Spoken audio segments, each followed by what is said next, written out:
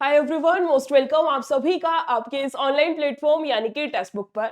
आप सभी को पता होगा कि आप लोगों की उत्तर प्रदेश पुलिस भर्ती के जो फॉर्म फिलिंग है वो स्टार्ट हो रखी है ना। और कुछ स्टूडेंट्स ने फॉर्म फिल कर दिया होगा, कुछ स्टूडेंट्स जो है वो किसी डॉक्यूमेंट के इंतजार में रुक रखे होंगे, कुछ स्टूडेंट्स जो है वो तीसरी कैटेगरी के होंगे कि भर देंगे यार, अभी तो बहुत टाइम है, देख लेंगे। उस वाली कैटेगरी के भी होंगे, है ना। तो चाहे आप किसी भी कैटेगरी के हो, तीनों में से एक बारी इस वाली वीडियो में फटाफट से ये डिस्कशन कर लेते हैं कि फॉर्म फिलिंग के लिए आपके इंपॉर्टेंट डॉक्यूमेंट्स कौन कौन से हैं, है ना। किन किन चीजों का आपको ध्यान रखना है सो दैट आगे चल के जब आपका रिटर्न या फिजिकल या कोई जब स्टेज आपका क्लियर हो तो उस टाइम पे किसी चीज की वजह से आपको रिग्रेट ना हो कि काश यार फॉर्म फिलिंग के टाइम इस चीज का मुझे ध्यान रख लेना चाहिए था, है ना। चलिए फिर बहुत ज्यादा टाइम नहीं लेंगे, फटाफट से सारी चीजों की शुरुआत करते हैं कि आवेदन के लिए जरूरी डॉक्यूमेंट्स क्या कुछ हैं आपके। सबसे पहले तो यही है कि उत्तर प्रदेश पुलिस कांस्टेबल भर्ती आवेदन की अवधि आपकी 31 दिसंबर से स्टार्ट हुई थी, जो कि आपका 30 जनवरी तक चलने वाला है। इसके लिए ऑनलाइन आवेदन करते समय आपको इन सब चीजों का ध्यान रखना है। अब नोट कर लीजिएगा, चाहो तो एक पेन और पेपर भी लेके बैठ सकते हो, मोटा मोटा जो पॉइंट्स बता रही हो नोट भी कर सकते हो, ठीक है। सबसे पहला पॉइंट, अगर हम लोग बात करें एजुकेशनल डॉक्यूमेंट, यानी कि आपका जो शैक्षणिक दस्तावेज है, शिक्षा से संबंधी जो है, उसमें क्या रहेगा। उसमें आपके पास सिर्फ दो ही चीजें हैं, 10वीं और 12वीं की marksheet, high school marksheet certificate और आपका इंटरमीडिएट। ये भी इसलिए, अब बहुत सारे बच्चे क्या करते हैं, मैडम 12वीं पास पे है, हमारा फॉर्म फिलिंग 12वीं का ही सर्टिफिकेट चाहिएगा, उनको लगता है 10वीं का नहीं चाहिएगा, है ना। बेटा दोनों चाहिए होते हैं। 10वीं वाला सर्टिफिकेट आपका चाहिए होता है बेसिकली डीओबी के लिए भी एक तरीके से बोल सकते हैं ना, और 12वीं वाला भी, दोनों आपके पास में दोनों की मार्कशीट होनी चाहिए, 10वीं की भी 12वीं की भी, नोट कर लेना। और जो डॉक्यूमेंट्स आप फॉर्म फिलिंग पे भरते हो ना, फॉर्म फिलिंग के टाइम पे जिनकी कॉपी लगाते हो, जो अटैच करते हो, वही सारे डॉक्यूमेंट आपको डीवी के टाइम भी लेके जाने पड़ते हैं, है ना। तो टचवुड आप सभी का सिलेक्शन हो और डीवी के टाइम भी आपको ये सारे डॉक्यूमेंट्स ले जाने की जरूरत पड़े, है ना। चलिए जी, थोड़ा सा और आगे चलते हैं, जिसमें है पहचान और निवास प्रमाण पत्र। पहचान के लिए आपके बहुत सारे आईडी कार्ड्स हो सकते हैं, आईडी प्रूफ जिसको बोलते हैं, जिसमें आपका आधार कार्ड होता है, पेन कार्ड होता है, वोटिंग आईडी कार्ड होता है। लेकिन हमेशा मैं आपको बोलती हूँ प्रेफरेंस दिया कीजिए आधार कार्ड को। समझ में आई चीजें। कोई भी ऐसे आईडी प्रूफ जिसमें की फोटो, लेकिन आपको हमेशा याद रखना है हमें आधार कार्ड ही रखना है। पंजीकरण और पहचान सत्यापन के लिए आपका अनिवार्य है उत्तर प्रदेश निवास प्रमाण पत्र, जिसको कि डोमिसाइल बोला जाता है। यह भी आपकी अपडेटेड होनी चाहिए। क्लियरली मेंशन है कि यदि आप आरक्षण ओबीसी, एससी, एसटी, ईबीसी आयु सीमा में छूट का लाभ लेना चाहते हैं तो यह आपका अनिवार्य है। इस लाइन को स्किप कर दीजिएगा, बस ये रखना है कि डोमिसाइल आपके पास में होना चाहिए, डन है। वो भी अपडेटेड होना चाहिए। फिर है डिजिटल, इसके अलावा दूसरा समझ में आया। तीसरा ये नोट करिएगा, श्रेणी और आरक्षण प्रमाण पत्र, यानी कि आपका कैटेगरी सर्टिफिकेट। 2026 की भर्ती के लिए प्रमाण पत्रों की वैधता तिथि बहुत ज्यादा महत्वपूर्ण है। अगर आप ओबीसी से हैं तो ओबीसी का सर्टिफिकेट आपका 1 अप्रैल 2025 के बाद और आवेदन की अंतिम तिथि यानी 30 जनवरी से पहले का बना हुआ होना चाहिए। अभी अभी मैंने आपको बोला ना, अपडेटेड होना चाहिए। तो अपडेटेड का मतलब आपकी यहां से यहां इन दोनों के बीच में वो लाई करना चाहिए। 1 अप्रैल 2025 के बाद का बना हुआ और फॉर्म फिलिंग से पहले का बना हुआ। ईडब्ल्यूएस सर्टिफिकेट भी सेम आपका रहेगा, एससी एसटी से है तो भी। इसके अलावा विशेष नोट, महिला अभ्यर्थी आरक्षण के लिए जाति प्रमाण पत्र का पिता के पक्ष से बना होना चाहिए, पति के पक्ष का मान्य नहीं होगा। क्लियर है। आगे चलते हैं, जो कि मैंने आपको स्कैनिंग वाला पॉइंट बताया था, डिजिटल स्कैन दस्तावेज। इसमें क्या होता है, इसमें आपकी दो चीजें होती है, जिसमें एक आपका फोटो और एक आपका हस्ताक्षर यानी कि साइन। मोस्ट इंपोर्टेंट जो होता है वो यही होता है। मोस्ट ऑफ द स्टूडेंट्स का जो फॉर्म रिजेक्ट होता है वो इसी की वजह से होता है। 10वीं 12वीं की मार्कशीट आप अपलोड कर दोगे, कौन सी बड़ी बात है ना। डोमिसाइल वगैरह भी लगा दोगे, कोई बड़ी बात नहीं है। लेकिन जो दिक्कत करती है वो ये दो चीजें करती हैं, जिसमें एक है हस्ताक्षर यानी कि सिग्नेचर। सफेद कागज पर काली स्याही यानी कि ब्लैक इंक से किया गया हस्ताक्षर, ये आपका स्कैन करके अपलोड करना होता है। दूसरा नोट करिएगा, नया पासपोर्ट साइज फोटो। नई फोटो होनी चाहिए, अपनी 12वीं क्लास की या फर्स्ट ईयर की मत लगा देना। नई फोटो चाहो तो अभी जाके खिंचवा लेना, और उस कॉपी, उस जो फोटो खिंचवाओगे ना, या जो नई फोटो आप यूज करोगे, उसकी कम से कम 15 से 20 कॉपी आप ले लेना। आगे चल के जब रिटन एग्जाम में जाओगे तब 2 फोटो ले जानी पड़ती हैं, फिर जब डीवीपीएसटी के लिए ले जाओगे तब 2 फोटो ले जानी पड़ती हैं। तो सेम फोटो आपको फिर ले जानी पड़ेगी जब तक ये भर्ती पूरी नहीं हो जाती, 1 साल 1.5 साल, वो फोटो आपके पास में होनी चाहिए। तो इसीलिए आपको अभी कह रहे हो 15-20 फोटो अपनी अभी से निकलवा लेना, सेम फोटो नहीं होनी चाहिए, याद रखना। फोटो खिंचवाते समय भी आपको दिक्कत आती है। कैसी दिक्कत आती है? एक तो ये बोला गया सफेद या हल्के ग्रे रंग की पृष्ठभूमि यानी बैकग्राउंड होना चाहिए उस फोटो का, या तो व्हाइट या हल्के ग्रे के साथ। चेहरा स्पष्ट दिखना चाहिए। सबसे ज्यादा फॉर्म रिजेक्ट होते इस चीज की वजह से भी। बहुत सारे स्टूडेंट्स क्या करते हैं, कैप पहन के फोटो खिंचवा रखी है, वही चिपका देते हैं, फॉर्म रिजेक्ट हो जाता है। आपने चश्मा पहन के खिंचवा रखी है, खींचते टाइम रिफ्लेक्शन आ रखा है, और वो जाके अपलोड कर दे तो रिजेक्ट हो जाती है। आपने सिर के ऊपर कुछ बांध रखा है, फॉर एग्जांपल चुन्नी या मफलर टाइप कुछ बांध रखा है, फॉर्म आपका रिजेक्ट हो जाता है। और आजकल जो आपका ट्रेंड चल रखा है कि यार कौन जाएगा फोटो खिंचवाने, पहले तो फिर भी जाते थे फोटो खिंचवाने, आजकल क्या करते हैं, फोन से अपना फोटो खींच लेते हैं सेल्फी मोड में और उसको भेज देते हैं, भैया इसकी 20 कॉपी निकाल दो, और वो निकाल देते हैं।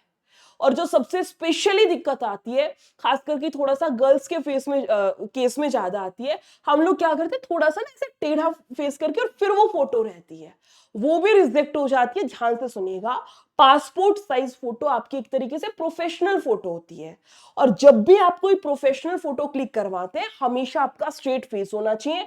स्ट्रेट फेस का मतलब दोनों कान आपके दिखने चाहिए उसमें, समझ रहे हो? तो चाहे सेल्फी मोड से लेके आप भेज रहे हो, ठीक है, स्मार्ट अप्रोच है, बट उस केस में भी बिल्कुल स्ट्रेट फेस रखना, आपको दोनों कान आपके दिखने चाहिए। और उस केस में भी कुछ ऐसा नहीं कि सिर पे कुछ बांध रखा है, स्पेक्स वगैरह पर रिफ्लेक्शन आ रखा है, कहने का मतलब एक प्रॉपर फोटो होनी चाहिए। जब जाके खिंचवाओगे ना तो उसको ये चीज बोल भी देना कि भैया मुझे फॉर्म भरना है गवर्नमेंट एग्जाम का, वहां लगानी है, तो थोड़ा सा प्रॉपरली फोटो क्लिक कर दीजिएगा। डन है? समझ में आया? आगे चलते हैं। इसके अलावा क्या है, अधिमानी अहर्ताएं, यानी कि आपका इसके लिए जो भी आपके पास में एक्स्ट्रा है, आपने अगर एनसीसी का सर्टिफिकेट है, ए है, बी है, सी है, जो भी आपके पास में एक्स्ट्रा है, स्पोर्ट्स का हो गया है, कोई भी सर्टिफिकेट है, सब अपलोड कर दीजिएगा। फॉर्म भरने के लिए महत्वपूर्ण निर्देश, ये भी मोस्ट इंपोर्टेंट है। बहुत सारे बच्चों का जो फॉर्म रिजेक्ट होता है वो इस पॉइंट की वजह से भी होता है। इसमें क्या है, नाम की स्पेलिंग, कि जो फॉर्म आप लोग खुद तो भरते नहीं, most of the student cyber वाले भैया से भरवाते हैं। आपको पता है आपके नाम की स्पेलिंग क्या है? जैसे एक नाम की 2 स्पेलिंग होती है, जैसे आकाश लिखते हैं, AKASH भी लिखा जाता है ना, AAKSH भी लिखा जाता है, AKSH, मतलब 2 स्पेलिंग तो चलो यही बन गई, समझ में आई बात? अब आपको पता है आप आकाश की कौन सी स्पेलिंग लिखते हैं अपने नाम में, ये वाली चल रही है आपकी या ये वाली चल रही है, साइबर वाले भैया को नहीं पता होता, वहां गलती हो जाती है। जब वो फॉर्म भरे उसके साथ में बैठा करो, जैसे वो टाइप करे देखते रहा करो सही चीजें गई हैं या नहीं गई हैं। जो जो दूसरी मेन दिक्कत आती है, जैसे मैं लिखती हूँ फॉर एग्जांपल अपना नाम सिर्फ निशा लिखती हूँ मैं, मेरे डॉक्यूमेंट्स में निशा है, लेकिन मेरा अगर फुल नेम की बात की जाए तो फुल नेम मेरा निशा जांगड़ा है ना। तो बहुत स्टूडेंट्स क्या करते हैं, फॉर्म फिलिंग के टाइम पे पूरा नाम लिखवा दिया, बाद में पता चला अरे मेरे डॉक्यूमेंट्स में तो सिर्फ नाम ही चलता था। बहुत सारे बच्चे कुमार लगा देते हैं जबकि डॉक्यूमेंट्स में कुमार नहीं होता। तो जो आधार कार्ड में आपका नाम है, मेरा आधार कार्ड में सिर्फ निशा लिखा है, तो मेरा जो नाम है मैं हमेशा निशा लिखवाती हूँ। ऐसे ही आपको चेक करना है, जो आपका आधार कार्ड में नाम है, जो नाम और नाम की स्पेलिंग आधार कार्ड में आपके पापा की है, निशा डॉटर ऑफ श्री सत्यवीर सिंह, ऐसे मैं लिखती हूं, तो आप भी लिखते होगे ना। जो भी आपका नाम है आधार कार्ड में आपके फादर का नेम भी नीचे लिखा जाता है, सेम स्पेलिंग होनी चाहिए। कुमार लगाते हो, कुमारी लगाते हो, बिल्कुल सेम होना चाहिए। ये चीजें ध्यान से लिखा करो। इसके अलावा ये भी मोस्ट इंपोर्टेंट पॉइंट है, मोबाइल नंबर और ईमेल। जो मोस्ट ऑफ द स्टूडेंट्स गलती करते हैं वो यही पॉइंट है। एक तो मोबाइल नंबर, क्योंकि इस पे ओटीपी आता है, और एक आपका ईमेल हो गया। कोई भी आगे जाके प्रोसीड होती है चीजें ईमेल के थ्रू होती हैं। यानी कि अगर आयोग आपसे कांटेक्ट करना चाह रहा है तो ये दो ही चीजें होती हैं। तुम क्या करते हो, पापा का मोबाइल नंबर दे दिया, मम्मी का दे दिया, किसी में रिचार्ज नहीं है वो नंबर दे दिया, कोई नंबर बंद हो गया 2 महीने बाद वो नंबर दे दिया। ये भर्ती ऐसा नहीं है, पेपर आया बात खत्म। अगर देखो सच में पढ़ने वाला बच्चा है ना, 1-1.5 साल इसको लेकर के चलना, आपकी पूरी भर्ती सारा प्रोसेस सिलेक्शन तक की मैं बात कर रही हूँ, जब आपके पास में हाथ में ऑफर लेटर होगा। समझ रहे हो बात को? तो मोबाइल नंबर वो दीजिएगा, पहले प्रेफरेंस पे तो खुद का ही देना है, और खुद का भी वो नंबर जो आपका एक्टिव हो आने वाले 2 साल तक कम से कम, वो नंबर दीजिएगा, सो दैट कोई भी ओटीपी आए तो उसके लिए आपको भागा दौड़ ना करनी पड़े। ठीक है। दूसरा होता है ईमेल। जब भी जैसे मान लो आपका रिटर्न क्लियर हो गया है ना, अगला जो डीवीपीएसटी आपको उसके लिए बुलाया जाएगा, तो जो भी चीजें होती हैं आपकी मेल आईडी के थ्रू आती है, मेल आईडी एक्टिव रखिएगा। अपनी खुद की मेल आईडी डालनी है, जो मेल आईडी डालोगे उसका पासवर्ड आपको याद होना चाहिए। ऐसा ना हो कि साइबर कैफे वाले भैया ने अपनी मेल आईडी डाल दी और उसी के थ्रू सारी चीजें चल रही है। खुद की मेल आईडी बनवा लेना, उसका पासवर्ड कहीं लिख लेना और उसी के जरिए जो है अपना फॉर्म अप्लाई करिएगा। डन है, समझ में आई सारी चीजें? एक बार जल्दी से बता दीजिएगा।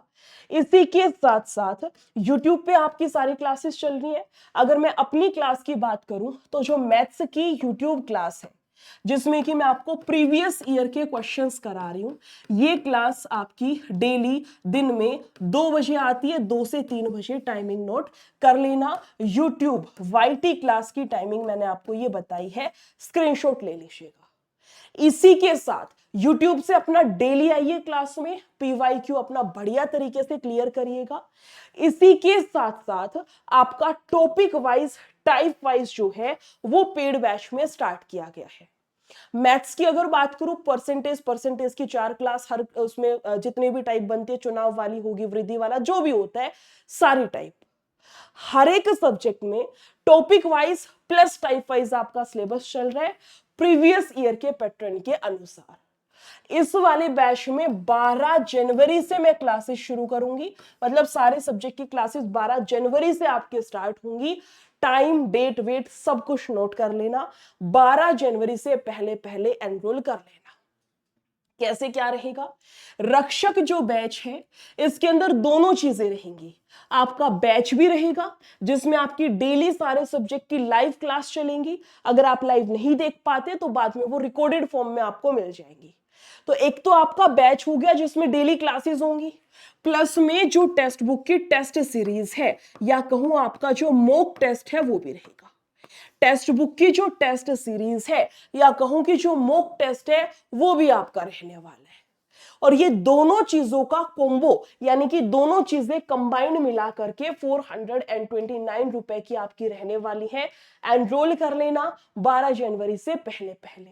बेटा कूपन कोड आपको एक दे रही हूं, NISHA22। अगर आपको प्राइस ज्यादा दिखाए, 429 ना दिखाए, तो अप्लाई कूपन में जाके और इस वाले कूपन कोड का यूज कर लेना। एनरोल करना कैसे है ध्यान से सुनिएगा।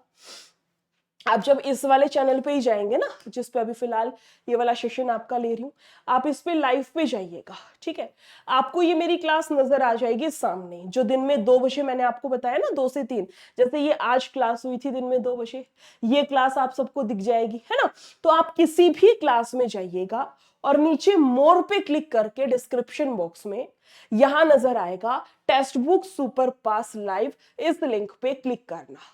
ठीक है, जैसे ही आप क्लिक करेंगे आपको प्राइस दिखा देगा। यहां पे कितना दिखाएगा? प्राइस आपका रहेगा 429। इसमें ऑलरेडी कूपन लग रखा है। अगर इनकेस ना दिखाए तो यहाँ अप्लाई कूपन पे जाना और निशा 22 डाल दीजिएगा, प्राइस आपका ऑटोमेटिकली 429 हो जाएगा। 12 जनवरी से क्लासेस स्टार्ट है, कोशिश कीजिएगा 12 से पहले पहले आप बैच में एनरोल कर ले। न्यू बैच है, फ्रेश बैच है। क्लियर है सारी चीजें? बढ़िया तरीके से अपना फॉर्म फिलिंग करिए, लास्ट डेट का इंतजार बिल्कुल नहीं करना है। ठीक है, चलिए फिर मिलते हैं नेक्स्ट सेशन में। Thank you so much, take care. Video अच्छी लगी हो तो शेयर जरूर करिएगा।